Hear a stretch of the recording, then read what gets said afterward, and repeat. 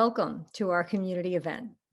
Your presence here is an active recognition that you care for the well-being of our community. Our mission is to come together to eradicate the opioid epidemic, raise awareness through our members' personal experiences with drug and alcohol addiction. Whether it's personal or a family member, we learn from others' experiences, allowing us to shed the denial and isolation caused by this disease. And we can then begin to process the mental, physical, and spiritual aspects this disease has on ourselves, our family, our friends, our community, and we can do this together. So this is what we're doing. We have so many people here tonight. Okay. We ask that you please refrain from any profanity if you're asking questions or answers, and as well as any opinions regarding politics, religion, or establishments. Our focus is on the disease process of addiction and substance use disorder to collaborate on solutions. Please use the chat feature to submit your questions, and they will be addressed towards the end of the presentation. Our moderator, who will be me for the questions, will allow individuals to speak by means of the raised hand feature, and will attempt to get to as many as we can before the end of our presentation. We respectfully ask that you share be no more than 2 minutes, and any inappropriate content or non-adherence may result in removal from the meeting. So tonight, I am so excited. We have so many great people speaking tonight about unified solutions to the opioid epidemic. We have our very own Juliana, who is one of our members and has been for many years. We have Lydia Greco. She's back. She's a licensed clinical alcohol and drug counselor. We have our parent program member, Maggie Linnehan, who will be sharing about her experience and her children's. And the Coleman folks are back. And tonight we're going to get to hear from Cindy Grossman.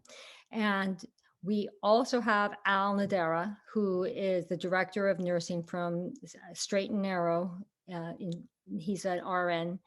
And also we will hear from Carol Morris as well as we come to a close. And she's also one of our parent members, and has unfortunately lost 5 children to the disease of addiction. So I'm going to turn it over to Juliana, who will turn it over to Lydia from there. So thank you. And here's Juliana. Hi, everybody. My name is Juliana. I am an alcoholic and a drug addict, and I'm happy to be here tonight. So thank you, Nancy, for asking me. I want to start by saying that I do live right next to a train, so there might be some background noise at some point. I apologize in advance. It's very, very, very loud. Like I might even have to mute for a second if I hear it coming. So just a warning. You know, Nancy asked me to come on and speak, and I really love being involved with this program because, you know, I think it's so important for people to realize that, you know, the idea that people have had of like drug addicts and alcoholics for so many years is just not what that really actually looks like. So, you know, I will say that, you know, I always like did okay in school. I was good at like taking tests, you know, I got good grades. You know, I had like this feeling that, I don't know, like something inside me always told me that like I couldn't be successful or that I was never going to have anything good in my life. But despite that, like I still did okay. You know, I still did well.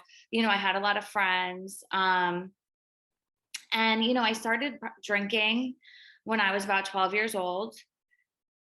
And I started, you know, it all really started when, you know, I was like 15 years old. I had already been drinking a bit, you know, in my adolescent years. And I was prescribed codeine because I got the flu.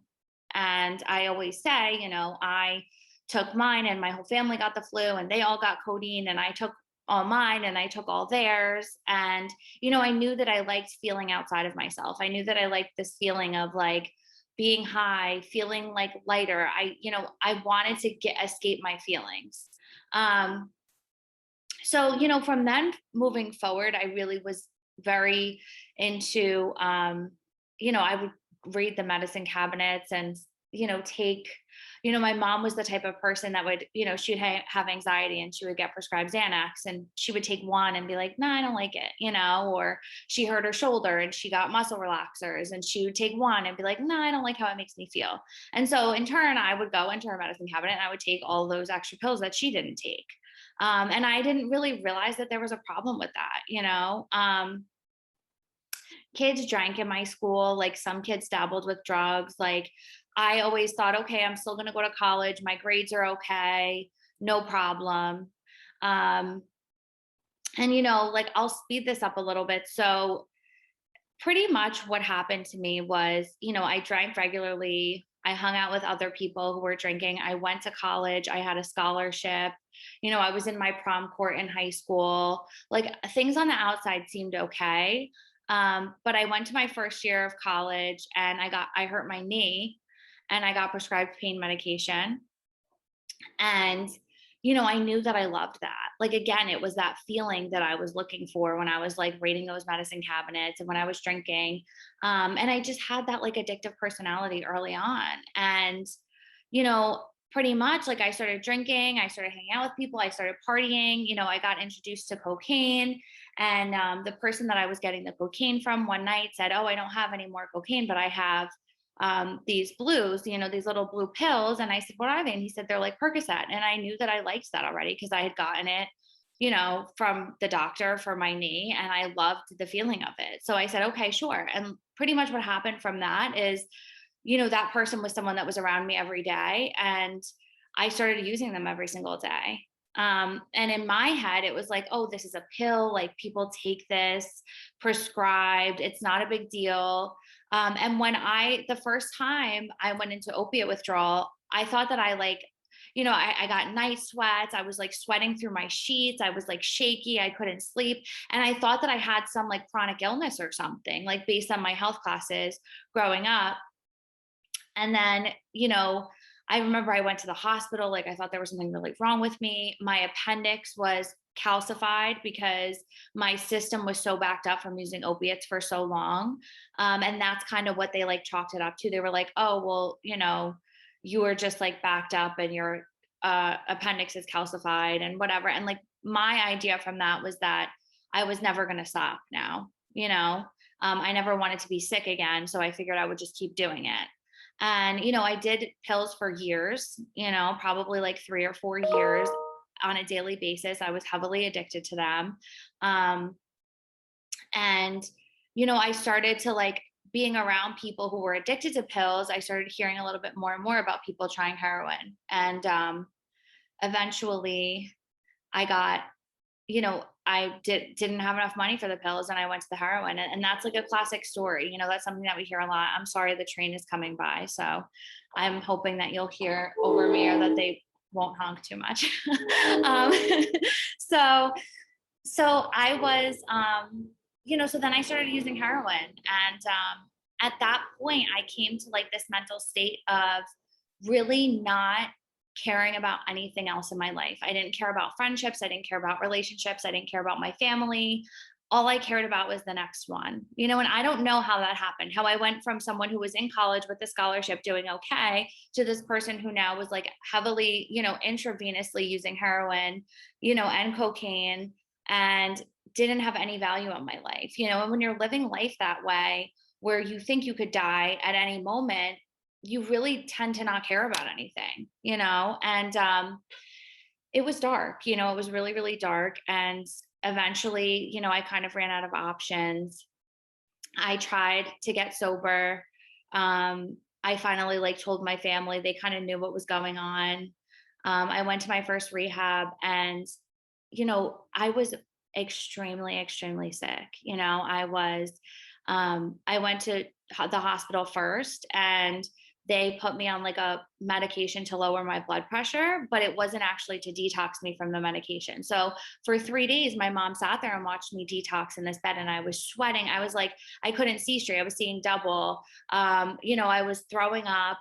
It was horrific, and the crazy thing was that my mom saw all that happen to me, and she thought, okay, well, Juliana's smart. She'll get through this. And, eventually what happened is like I ended up going back out about 7 months later and using again. Um, and it wasn't until I really started to get involved, like really focus on helping other people and really understanding myself and the fact that, I can't drink alcohol, I can't do anything else. Like, I need to focus on staying sober and doing the next right thing in my life. And that's the only way that I can keep doing what I'm doing, and it's showing up and doing things like this, and knowing that I'm trying to make a difference and help other people. That really keeps me, in a good place today and keeps me feeling positive. And, there's so much more that I want to share. I don't want to take up a ton of time, but I will say that, it opiate addiction is a crazy thing, and it happens so easily because before your brain can realize what's going on, you're already physically addicted. And the physical addiction is it's scary. Imagine feeling like, if I don't do this today, I'm going to feel like I have the flu times 1,000 tomorrow, and like crawling out of my skin and not able to sleep. I mean, it was really, really terrible. And, that kept me doing what I was doing for a really long time. And it kept me in fear. And, to be able to live life now, sleeping through the night, not being sick, not having to rely on a drug or a drink to get me through the day is truly incredible. And I'm really grateful to be able to be here and share a little bit about my experience tonight. And now I will introduce Lydia.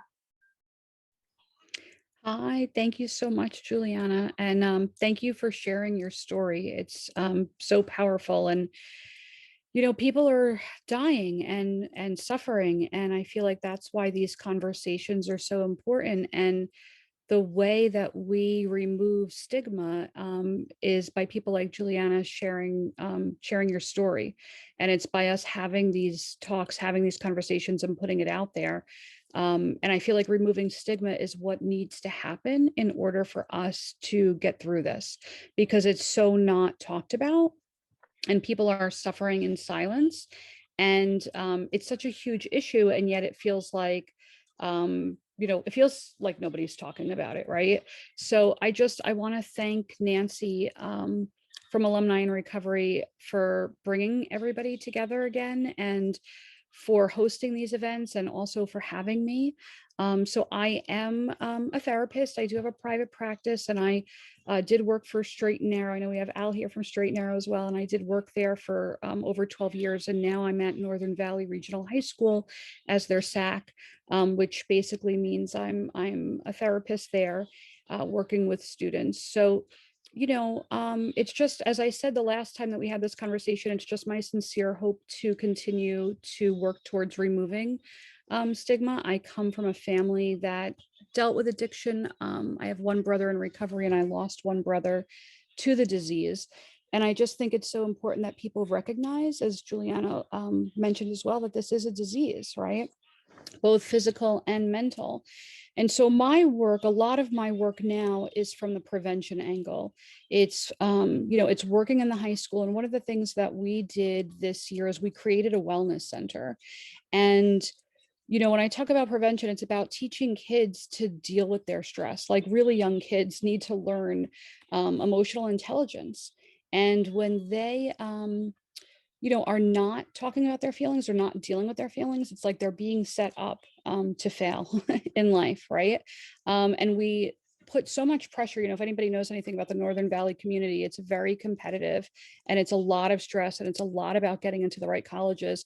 And I've known kids that we've gotten into the best schools, and then they can't, identify feelings. They can't cope with feelings. They can't deal with the real world when they get out into it. And when we're talking about opiates, right, it's a painkiller. And so people are often, as Juliana was, prescribed it when they're in pain. But the thing is that then we find out that, opiates do their job. They don't just kill physical pain, they kill emotional pain too. And so when we're not learning as young people to deal with pain and to cope with pain, it's like being set up. When you are introduced or exposed to a drug, to just be so susceptible to it. And so, that's really very concerning. So again, from the prevention angle, from a school's angle, we're offering mental health, free, confidential mental health counseling in schools. Kids come to us through their guidance counselors, their teachers. They might meet us in a classroom and say, okay, that sounds good to me. I want to come to your office. In addition, now we've hired an additional therapist to work with me, and we have the same setup in our sister school in Demarest. So we have an actual physical space where kids can come if they need a break in the middle of the day, if they're overwhelmed with anxiety, if they need a counseling session. And in addition to that, my partner and I are going into the classrooms and teaching social emotional learning. We're teaching coping skills. We're teaching about talking about your feelings and your family issues and so forth, and we're saying, I think just rewinding for a second, I think we're in a society where we're so quick to try to remove stress for kids and remove stress in general. And that's just not realistic. Kids today, we really need to learn that stress is a part of life. We're not doing them any favors by taking it away from them, but saying, here's how you deal with stress. Here's how you manage it. Here's what you can expect in the reality of life, so that they're not going to be so quick, hopefully, to look to numb pain. And there's so much pain in our society right now, right? So it's really no wonder that now these drugs become available and people are, who wouldn't want, right, to numb some of that? It's so understandable to me. And yet we stigmatize, by not talking about our families or ourselves, we allow these images of people who have addiction to be looked at as monsters, criminals, junkies, and that's not real. People who are suffering with addiction are human beings, and they are brothers and sisters and daughters and parents and husbands and wives. And I don't know anybody who doesn't have a family that is completely free from this. So by talking about it, to me, that's where we're really, working toward removing stigma. And when we do that, we're opening up the door for solutions. So I don't want to take up too much time, and I can certainly come back, but that's what I wanted to share, just from what we're, my understanding of the issue, and also what we're doing in the community to hopefully work towards prevention. So I think I'm turning it over to Maggie now, right? So welcome, Maggie. Hello. Yes. Thank you, Lydia. I appreciate it. Thank you, both of you. It's very similar to what I'm going to say about my sons. My name is Maggie Linnehan, and I've lost two sons to drug abuse and opiates. First, I want you to know who my sons were and how beautiful they were and how each had their strengths and talents. Ed was an accomplished musician. He told me he saw colors when he played music. When he was 3 years old, he asked for a guitar with a slight speech impediment. We gave him a play guitar for Christmas from Santa Claus. He looked at it and said, "No, I want a wheel guitar." He got his real guitar in the 3rd grade. He played saxophone for the jazz band, was in a heavy metal band as a teenager and young adult. He loved his music. I discouraged it as he got older because he wouldn't get a real job. I wanted him to get a real job. He left the band and his music when his oldest son was born in 2008, Corey. He loved being a father more than his music. His second son, Blake, was born in 2010. He also found cooking. He started cooking in his middle 20s at $8 an hour and cooked for a local buffet place. He continually moved up and became a cook and sous chef. He worked at a Jose Garces restaurant in Philadelphia and was attending chef school at the Walnut Hill College in Philadelphia when he died of a relapse and fentanyl overdose. Ed was creative, quick-witted, and enjoyed a variety of hobbies and always had a wide circle of friends. My son Michael was a unique soul from the time he was born. Michael had a wicked sense of humor and would have his friends and family laughing anytime he was around. He loved wrestling, Harry Potter books, and being outside. Even if it was raining when Mike was little, he would go out in the backyard to be in nature. He wanted to play ice hockey from the time he was 4 years old. I, again, as with my older son's music, discouraged it because I thought the sport was too rough. I signed him up for soccer and t-ball. He finally insisted, and we signed him up for hockey. Mike would wake me up at 4:30 a.m. to make the 5:30 a.m. practices on the ice on Saturdays and Sundays. We did this for almost 10 years. He was excellent. Michael could walk 2 feet, could not walk 2 feet without tripping on his body because his body was large and constantly changing. His body grew faster than he could keep up with, but when he was on skates, he was as graceful as a swan. He won many trophies for his skill and athletical ability, including the hat trick trophy, which in hockey means you made 3 goals in 1 game or in quick succession.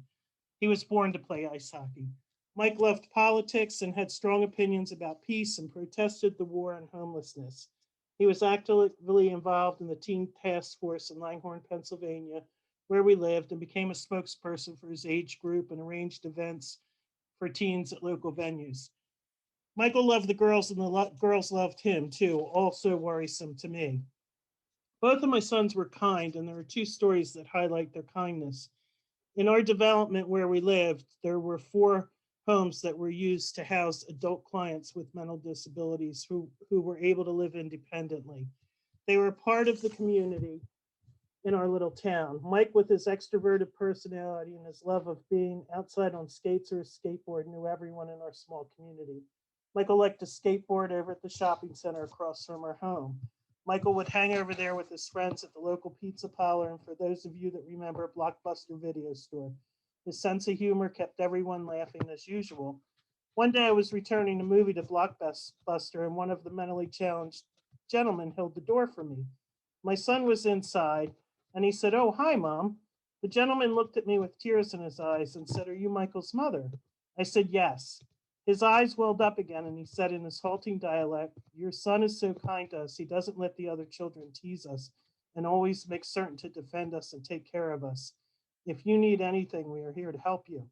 My son never mentioned that he did this, but he never liked unfairness and bullying, and I knew at his own expense he would do something like this.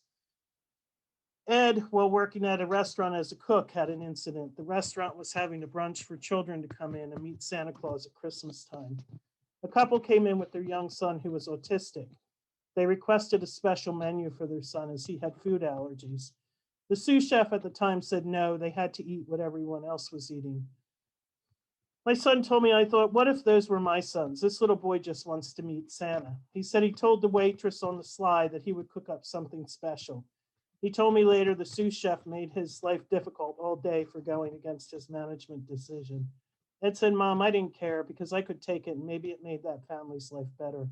And that little boy could feel like he fit in with everyone else."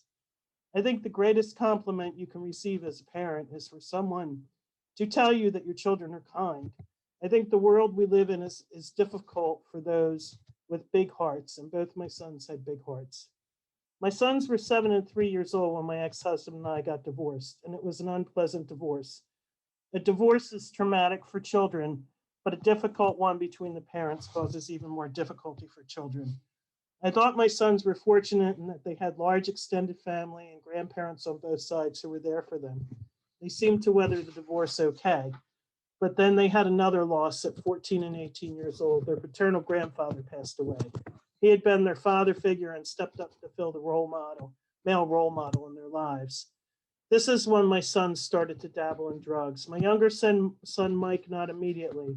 My older son, Ed, was prescribed Xanax for anxiety. I didn't realize it at the time, but it was the beginning of their addictions. They were grieving, and in our society, there is no time for grief. They came of age in the late 90s and early 2000s when drugs were being pushed to fix everything from depression to anxiety. It became socially acceptable to take drugs for what ailed you. My younger son held steady until he went to high school and started to be bullied. I too had anxiety as a teenager. It was called shyness and introversion. It was expected that you would grow out of it, not take a drug for it.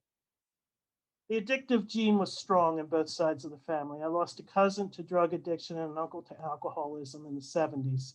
My ex-husband had a grandmother who was in a sanitarium for alcoholism, and it ran on his father's side too. My boys had not only inherited the gene, They had the trauma in their young lives that triggers the need to ease that pain. My youngest son, Michael, did not live long once he started to drink and do drugs. He did not start using until he was 17 and a half years old. They still don't know what happened. I believe he went to a party where he was offered something and he just immediately was in. He was on the train tracks in our small town and had been drinking and doing drugs with friends. He went over to the tracks to get cell service. It was dark. He was arguing with his then girlfriend and he did not see the train coming. There were 2 sets of tracks and the train had no lights. In his inebriated state, he tried to step off, but did not make it, from what the train engineer told me. Michael was gone at 19 years old. My older son blamed himself for his brother's death. He should have been there as the older brother. No matter how much I told my son that he was not responsible, he was inconsolable. Someone handed him an oxycodone at his brother's funeral, and he was gone. The series of rehabs, remission, long periods of being clean, and relapse were the beginning of his 10-year battle with opiates. The thing about opiates versus alcohol, that there is a chance to age out of your addiction with alcohol. The synthetic opiates do not ever let go of you. My older son had more trauma. Family, again, rallied around. My sister became close and had always been a second mother to my son and a second grandmother to my grandchildren. My beloved sister died of cancer in 2014. My second husband stepped up and took my son under his wing. They became close, and with this united front of adults, my son stayed clean for 3.5 years. My second husband died suddenly a year after my sister of a heart attack. My son's support system was wiped out once again. My son found places that handled dual diagnosis. Dual diagnosis, also called co-occurring disorders, is the diagnosis of suffering from mental illness and comorbid substance use disorder. I could barely get through the day with the numerous losses in my life. My son was under 25 years old, had 2 children 2 years apart, lost his brother, his aunt, his stepfather, and I was reeling from all those losses myself. He stuffed his emotions. The trauma he had suffered was too much, and he began to self-medicate. He had to stop the drugs and then deal with his grief and trauma. Unfortunately, the availability of programs and the understanding of substance abuse was not as pervasive as it is today. The help was not always available, nor was there a bed available in the facility, and some were not helpful at all. The concept of dual diagnosis can be used broadly. For example, depression and alcohol use disorder, or it can be restricted to specific severe mental illnesses. Example, psychosis or schizophrenia. And the substance use disorder, cannabis use, or a person who has a milder mental illness and a drug dependency, such as a panic disorder or generalized anxiety disorder, and is dependent on opiates. Diagnosing a primary psychiatric illness in people who use substances is challenging, as substance use disorder itself often induces psychiatric symptoms, thus making it necessary to differentiate between substance-induced and pre-existing mental illness. My son Ed was separated from his wife, working as a sous chef in a 5-star restaurant, taking violin lessons, and was accepted to the Walnut Hill Cooking School. He did not want to be addicted to drugs. He was living with me, and I would follow him when he went out, unbeknownst to him, to make certain he was going where he said he was going. I actually thought if I was diligent enough, I could save him. I went in the hospital overnight for a procedure in Philadelphia. My son was with me, and the doctor told me he did not need to stay. He would call him when the procedure was over. My son's last words to me were, "Don't worry, Mom, you will be okay. I love you, and I will pick you up tomorrow." My son never showed up to pick me up. He didn't answer his cell phone. I got an Uber home and was drugged up myself from the procedure. I walked in the house and saw his light and heard the music playing. I knew and went upstairs and found him dead in his bedroom. He had relapsed and gotten fentanyl and the heroin. The opiates finally got him. They never really let him go. Police told me 7 other people in a 5-mile radius had died the same night from the same product that was sold to my son. I asked my husband when my first son died, "Why did God take my son?" My husband responded, "Go ahead, Maggie, choose someone else's son to die instead of yours." I couldn't, and my husband simply said, "That is why we do not get to choose." I have been on a dark journey of the soul and will never get over losing my sons. I have gotten stronger and will do my part to end this opiate epidemic. We live in a society where our children are bombarded by social media and peer pressure, where we are told to move on when we lose a loved one. We need to slow down for the sake of our children and take the trauma that our young adults are dealing with and teach them to grieve and come out the other side of it. We need to give them the tools to survive. I have included a photo of my sons and my grandsons. My grandsons are in the Batman sweatshirt and the yellow and black jacket. My sons, when they were little, are in the two t-shirts, the red top and the blue and black top and the red and black top. I included it because my son's wife, his family has addiction, and now those genes are multiplied. It's a generational, it's passed on, and it needs to stop. We need to find a solution. We need to come up with solutions and work as a united front to stop addiction and the society that creates the trauma. Thank you for listening to my story. Thank you so much. And I forget who I'm supposed to introduce. I'm sorry. No, that's okay. That's okay. So, Maggie, thank you so much. My heart absolutely breaks listening to you tell your story. But it's just that it's mothers telling their stories and people sharing like this that reminds us and just clarifies why we need to be doing this, you know, because it's not okay. It's really not okay. And it's protecting, like you said, the next generation. Look at these beautiful boys, right? Right. and somebody needs to be looking out for them, and like you said, also teaching them how to grieve and teaching them how to process their feelings and allowing them to do that and not sweeping it under the rug. And so I just want to thank you so much for being here and sharing with us. Thank you. And I know, you know, you mentioned also about treatment and how hard it is to find treatment. And that really hasn't gotten much better, in my opinion. And it's my job to connect people to treatment. And I can tell you it's really still quite difficult, whether you have insurance or not. And not just treatment, but like quality treatment.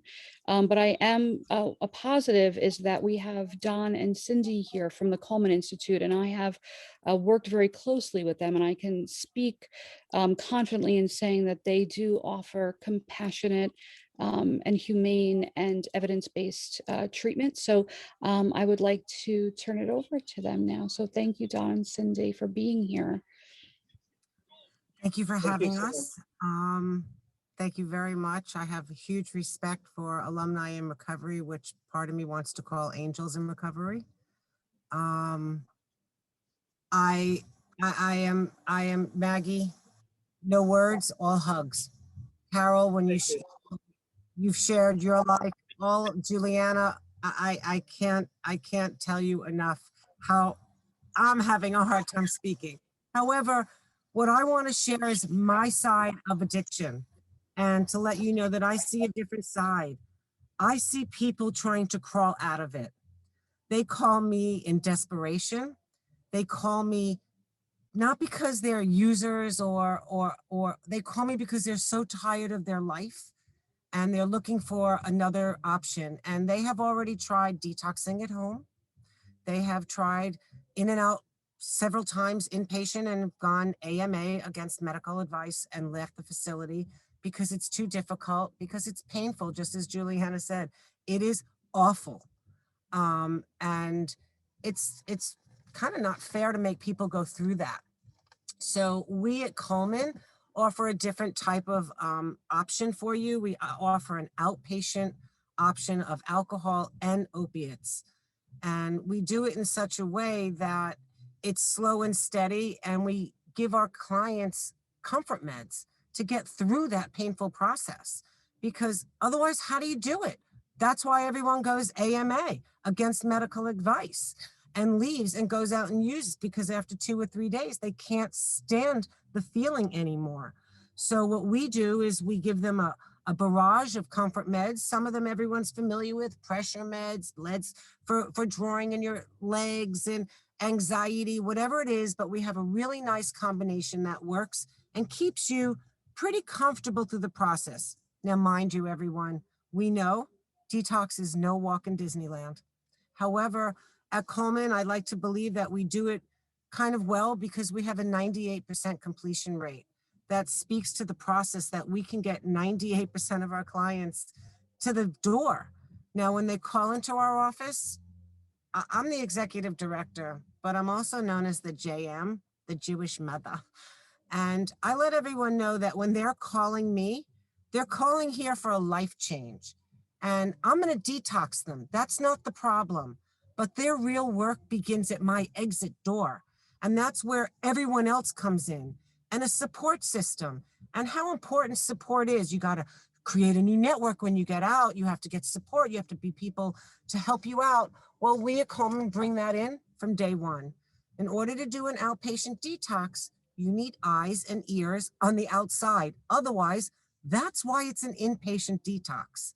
You need to have someone watch over you. So we ask that a family member, a loved one, somebody who's invested with you, be with you throughout that process, manage those comfort meds, help, distribute them to you on a regular basis so that you're comfortable, and bring you to my office every day for treatment. And how do we do that? We do it with a microdose of naltrexone. What is naltrexone? Naltrexone is the opioid blocking medicine that saves your life after a detox. And what we use it for in microdosing is, my analogy is, there are 40 bullies on people's buses. You can't get 40 off at once. And now let's just talk about fentanyl again. Because of fentanyl, there is standing room on the bus. And how do you get everybody off at once? So what we do is microdose a little bit, and we push 4 or 5 bullies off every day. It is medically supervised. We have licensed professionals taking care of you the whole time. We also, as part of our process, know that detox is not enough, and you need to go on for another level of care. And we are not a full continuum of care. We are a private medical practice that specializes in withdrawal management. That's what we do best. We leave the therapy and the toolbox, as we'd like to call it, to the professionals in that respect. So we do a warm handoff to an IOP, to an inpatient, however this patient sees their recovery, because we got to meet them where they're at. We can't tell them, you have to go here afterwards. So what we do is we find out, because we have a licensed drug and alcohol counselor on staff that does their case management. I could have case managers, but we like licensed professionals taking care of our clients and making sure that they're set up in a proper setting, what works for them. And we ask, how do you envision your recovery? Do you see going to an IOP? Do you see working with a private therapist, a group? How do you do that? And we try and make that happen. Do you have insurance? Do you not have insurance? We actually accept insurance, which tells some people that it's recognized our method of a detox is accepted and approved by insurance companies. So that's a beautiful backing for us to know that we're doing that. We're also doing this well over 20 years because the Coleman Institute, Dr. Coleman, Coleman Addiction Medicine. There is a Dr. Coleman, and he is a man in long-term recovery. And because of his own personal experiences, has dedicated his whole entire career to this. And he has developed this method of detoxing in a safe manner, outpatient, where clients can go home and sleep in their own bed. Some people, maybe sleeping in their bed is not the best thing because home might be a trigger. We'll suggest stay in a hotel locally, get through the process, and then you're going to have appointments set up for you, but by the time you leave. So we're going to help you get through and give you the tools to get through the post-detox as well. And again, comfort meds, they're helping you out after detox as well, because it's not over after the detox. Your brain needs to heal. Your body needs to heal. Everything is being rewired. So we're going to help you out throughout that process.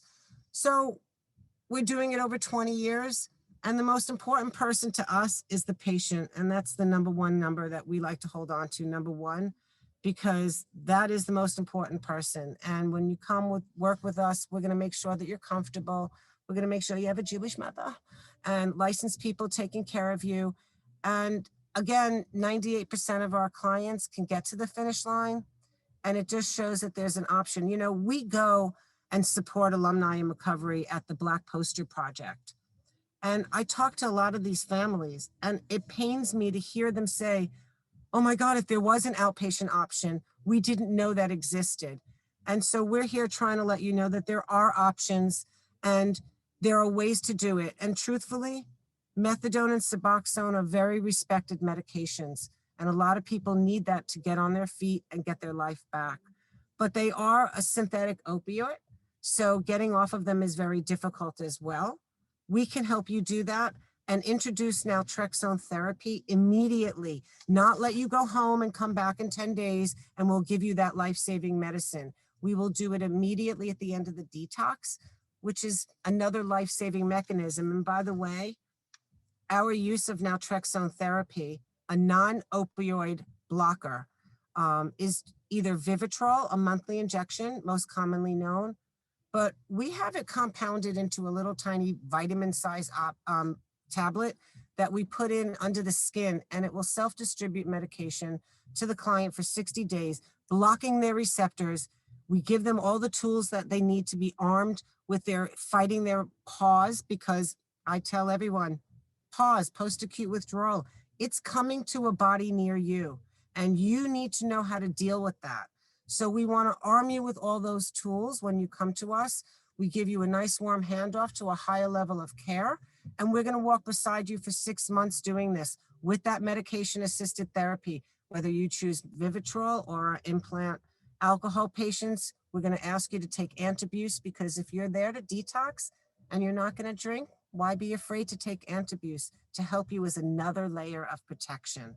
That's what we choose to do at Coleman, arm you with as many tools as possible and give you a safe environment to detox with a lot of love and TLC, to be truthful. And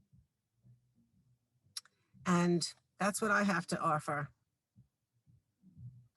Thank you so much, Cindy. I have to say that I've worked very closely with Cindy, and she is an angel, and what Cindy and what Coleman are doing are saving lives every day. You know, I think there's this concept, if you don't know, right, that if you're sick with addiction, you go get treatment, right? Like as if you're sick with diabetes, you get treatment. If you have an illness, you go to the doctor. And it's just not that easy in addiction because of the stigma. And I know I've mentioned this 100 times, and I'm going to harp on this because the stigma is so giant out there. We treat people who have the disease of addiction terribly. We say that there's even these luxury rehabs out there for people with the best insurance, and it's BS, right? What happens is they go to detox and they are kept away. Like if you're in a hospital, right, the nurses typically come to you and medicate you, not in a traditional detox. You got to crawl out of bed like you're dying and make your way to wherever the nurse's station is and beg for medication. And because of fentanyl now, and because that's so common, they don't want to give you the Suboxone too early because they don't want to put you in precipitated withdrawals.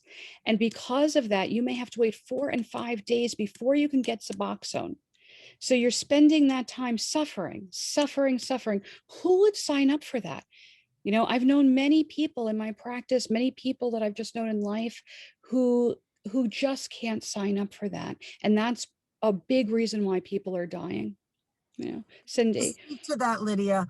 You know, I had a gentleman call me today that I spoke to that he's been on Suboxone for 15 to 20 years. And he kicked his addiction a long time ago, and he's championed them.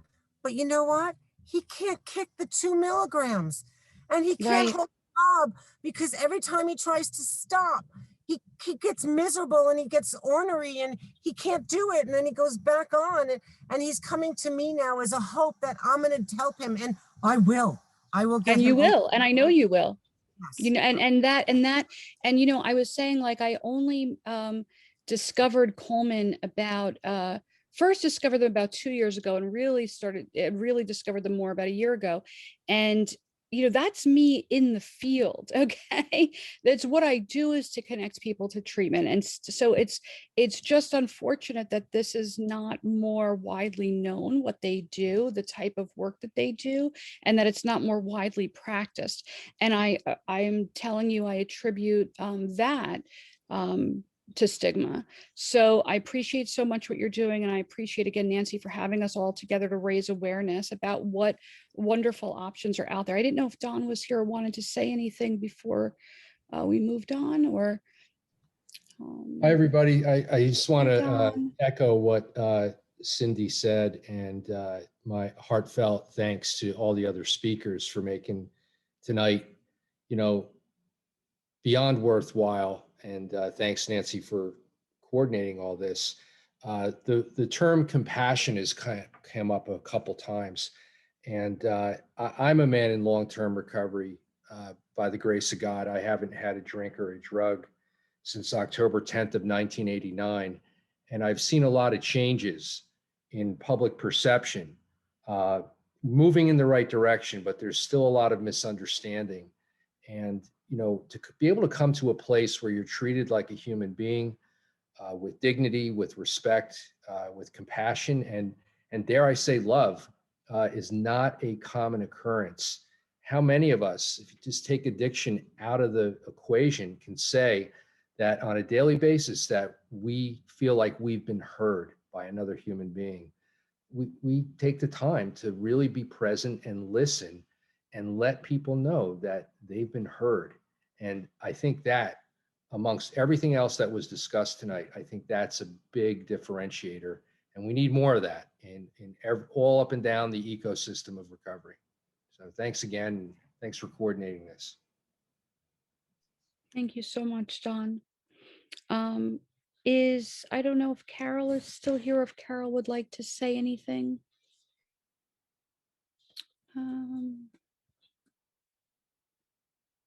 Okay. Hi, Carol.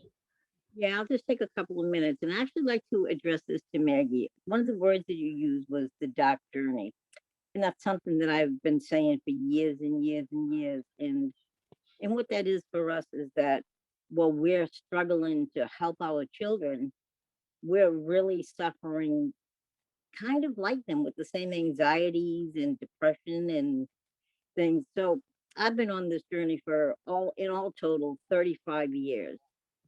And I've lost the 5 children in the last 21 years. I'm so sorry.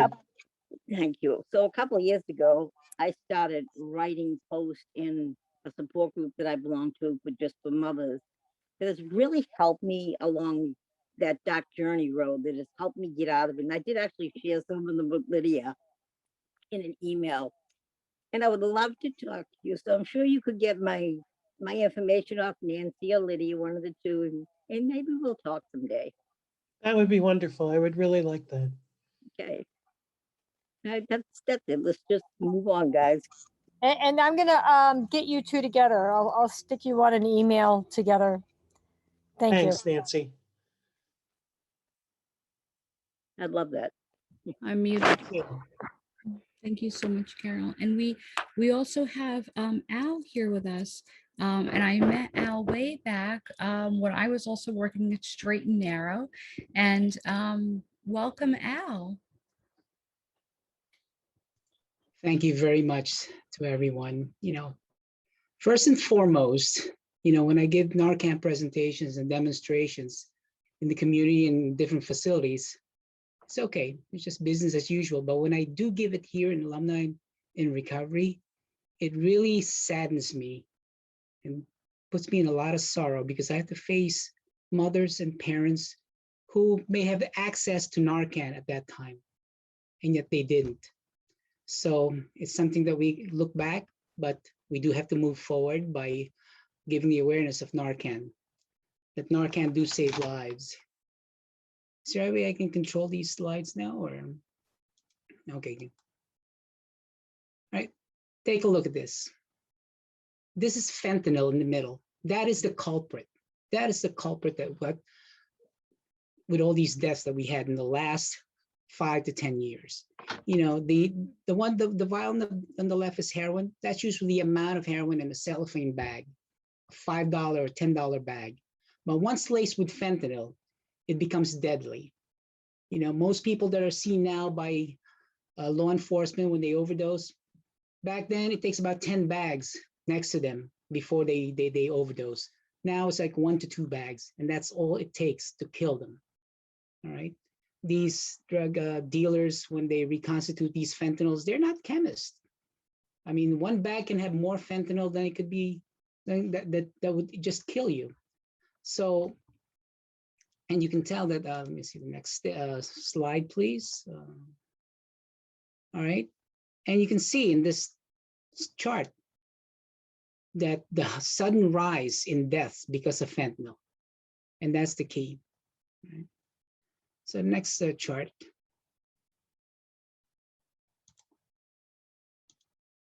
You know, in the last 5 years at Straight and Narrow, we've saved about 50 people from overdoses. Unfortunately, you know, we do our best to keep drugs from getting smuggled in, but it does get smuggled. So we make sure that every staff is trained to give Narcan. And we've saved about 50. We haven't lost anybody because of Narcan. Narcan is the most effective medication you can give someone who is actively overdosing from an opiate substance, whether it's heroin, fentanyl, Percocet, Percodan, Dilaudid, Tylenol 3, so long as it's an opiate medication. And sometimes we never know. It's, you know, people will be overdosing from both opiates and benzodiazepines at the same time. But if there's an opiate system there, it will reverse it. And like, look at this chart here, this numbers here. So last year, we all are familiar, there's about 3,046 overdose deaths in New Jersey alone. But if you look at the naloxone administration, that's how much naloxone was given last year.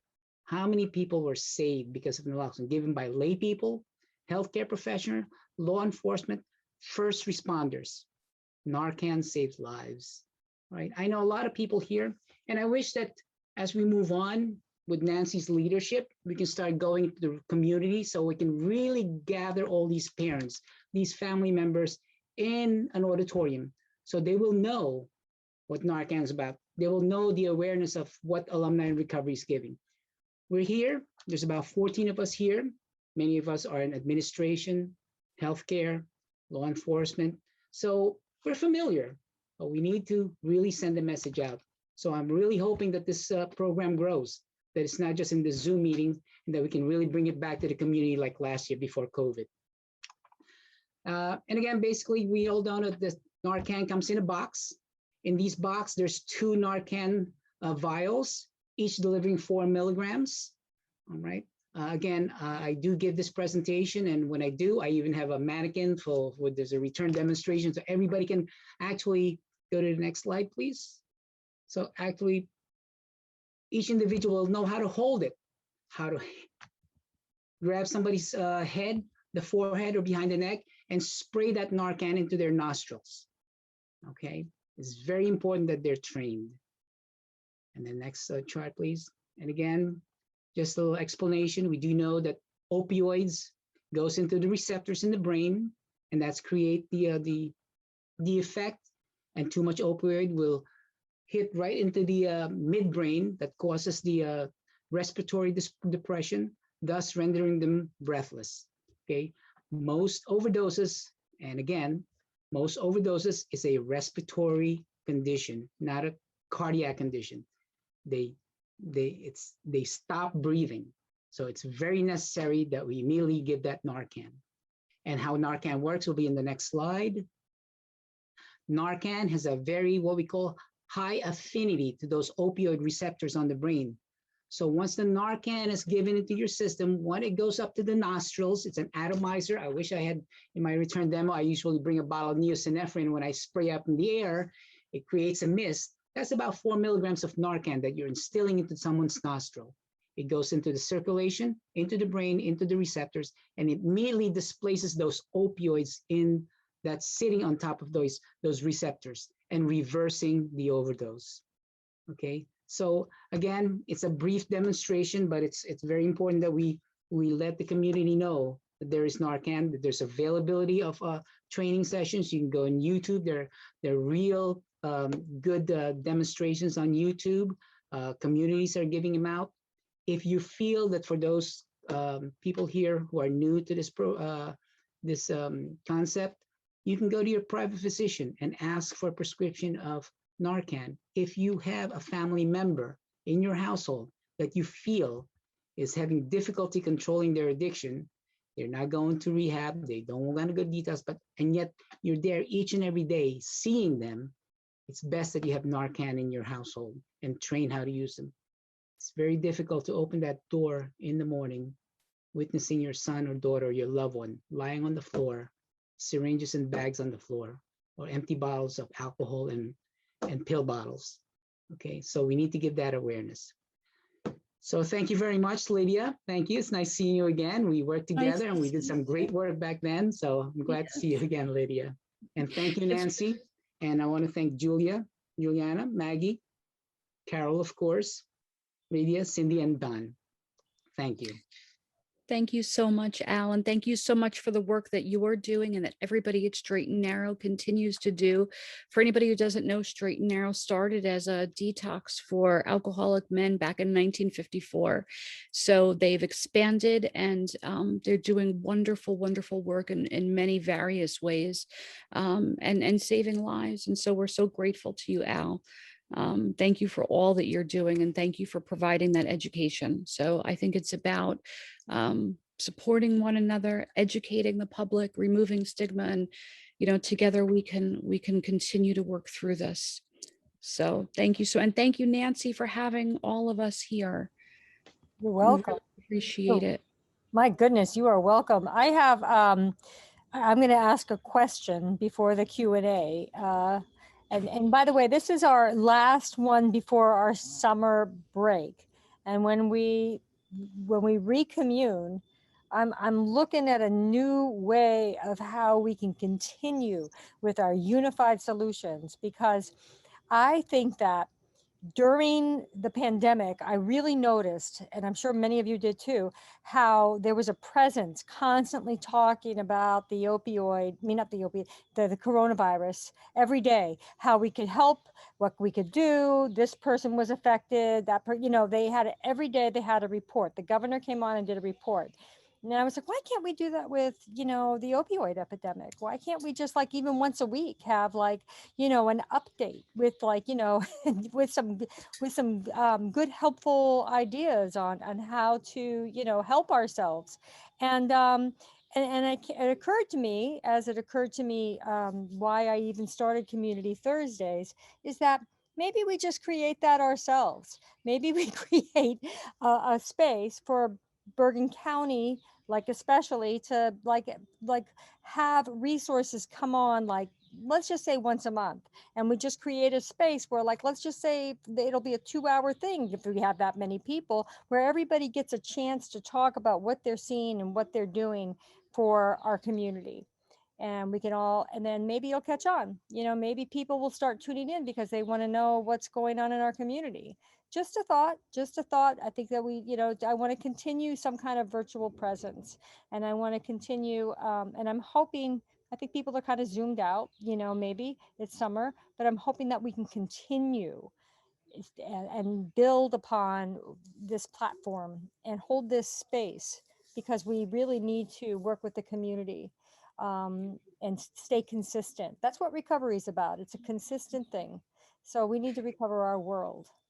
And we'll do Nancy, it. I think you're so right. And I think that's just a terrific idea. And I, for one, I like this Zoom format because it's just an easy way that at least allows us to get together and support each other, and to feel that we're not all alone in our little parts of the world doing our part in a vacuum, but that we're part of a larger community. And there are other people who are dedicated, as we are dedicated, to working this through. So to be able to connect like this and provide that consistency and saying to the community, what, we're here. So I'm a supporter. So I knew it. That's awesome. And I'm sure everybody on this tonight is a supporter, because you're all angels recovering our world. I like that term, Cindy. I might be thinking about that. But I have a question for Al. We'll go into questions, and I think all our speakers. I get so excited to create these, and I love. Look at that. We have so many speakers, and we all got it in an hour, and it was, everybody just had powerful messages. My question for Al is, do you see Narcan as effective on fentanyl as it is on, is it just as effective? Fentanyl is an opiate derivative, so it works in the same receptors. Yes, it does. But fentanyl is such a strong and potent medication that there are now moves in most manufacturers to begin creating 8 milligram doses of Narcan instead of 4.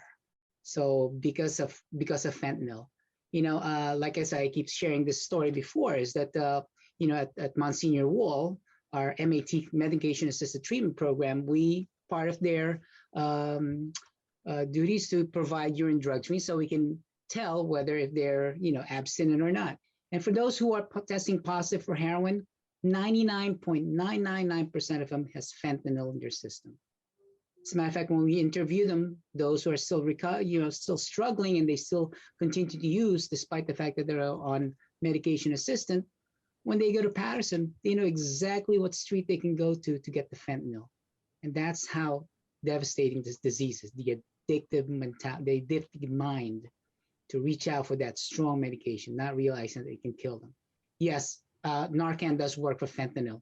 Absolutely. Thank you.